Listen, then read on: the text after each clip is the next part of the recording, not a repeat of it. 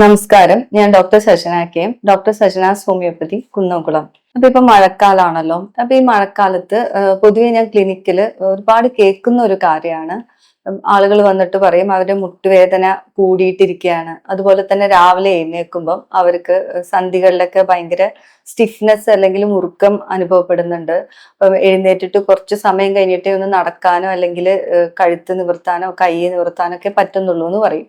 പിന്നെ അതുപോലെ തന്നെ പലപ്പോഴും മുമ്പ് ഒരുപാട് വർഷങ്ങൾക്ക് മുമ്പ് ഉണ്ടായിരുന്ന അവരുടെ സർജറി സൈറ്റുകളോ അല്ലെങ്കിൽ ഈ ഒടിവുകൾ ഫ്രാക്ചർ സംഭവിച്ച സ്ഥലങ്ങളിലൊക്കെ വേദന തോന്നുന്നു എന്നും പറയാറുണ്ട്.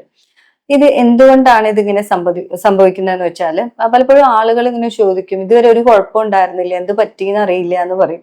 അപ്പൊ എന്താണ് സംഭവിക്കുന്നതെന്ന് വെച്ചാല് പൊതുവെ മഴക്കാലത്ത് മസിൽസ് തണുപ്പ് കൊണ്ടൊക്കെ ഒന്ന് ടൈറ്റൻ ആവും. പിന്നെ അതുപോലെ തന്നെ ഹ്യൂമിഡിറ്റി കൂടുന്ന സമയമാണ്. അപ്പം ഈ ഇത്തരം കാര്യങ്ങൾ കൊണ്ട് തന്നെ പൊതുവെ സെൻസിറ്റീവ് ആയിട്ടുള്ള ജോയിന്റ്സ് ഉള്ള ആളുകൾ, അതായത് ഇപ്പം ഓസ്റ്റിയോ ആർത്രൈറ്റിസ് പോലെയോ അല്ലെങ്കിൽ റുമറ്റോയ്ഡ് ആർത്രൈറ്റിസ് അല്ലെങ്കിൽ സെർവൈക്കൽ സ്പോണ്ടൈലോസിസ് അല്ലെങ്കിൽ ജോയിന്റ് സ്പേസിന് ചുറ്റുമുള്ള മസിൽ സ്ട്രെങ്ത് ഒക്കെ കുറവുള്ള ആളുകളിലും ഇതുപോലെ തന്നെ ബുദ്ധിമുട്ടുകൾ, അതായത് അവരുടെ ജോയിന്റ്സിന്റെ ഫ്ലെക്സിബിലിറ്റി കുറയാനും പിന്നെ വേദന വരാനൊക്കെ ചാൻസ് ഉണ്ട്. അപ്പം ഇത്തരം ബുദ്ധിമുട്ടുകൾ കൂടുതലായിട്ട് കണ്ടുവരുന്നത് അവർ ചെയ്യുന്ന ചില മിസ്റ്റേക്സ്, ഈ ഒരു മഴക്കാലത്ത് ആളുകൾ ചെയ്യുന്ന ചില മിസ്റ്റേക്സ് കൊണ്ടാണ്. ഇതെന്തൊക്കെയാണെന്ന് വെച്ചിട്ടുണ്ടെങ്കിൽ പൊതുവെ ഇപ്പം മഴക്കാലം ആവുമ്പം അല്ലെങ്കിൽ ഈ വേദന വന്നു തുടങ്ങുമ്പോൾ തന്നെ ആളുകൾ എക്സസൈസ് കംപ്ലീറ്റ് സ്റ്റോപ്പ് ചെയ്യും. എന്നിട്ട് പിന്നെ മഴക്കാലമായതുകൊണ്ട് നടത്തവും സ്ഥിരമായിട്ട് നടന്നവരൊക്കെ ചിലപ്പോൾ നടത്തം നിർത്തിയിട്ടുണ്ടാവും.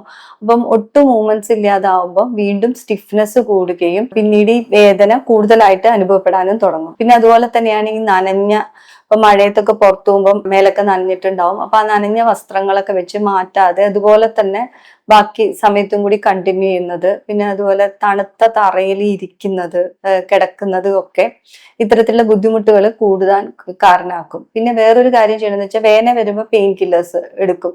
റിപ്പീറ്റഡ് ആയിട്ട് ഇങ്ങനെ പെയിൻ കില്ലേഴ്സ് എടുക്കുമ്പോൾ വേദന അപ്പൊ താൽക്കാലികമായിട്ട് കുറഞ്ഞിട്ടുണ്ടാവും. പക്ഷെ അതിന്റെ യഥാർത്ഥ കാരണങ്ങൾ എന്താണ് എന്നുള്ളത് മനസ്സിലാക്കിയിട്ട് അതിന് വേണ്ട രീതിയിലുള്ള ഒരു ചികിത്സ എടുക്കുന്നുണ്ടാവില്ല.